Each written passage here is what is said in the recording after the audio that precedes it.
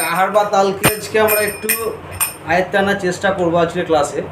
তো কাহারবার যে রিদিমটা সেটা কীভাবে তার ভেতরে অন্তরে আর কি প্রবেশ করে সেটাকে নিয়ে একটু ভাব জাগানোর ব্যাপারটা আজকে ক্লাসে রাখছি। রেডি? অন্য 1 2 3 4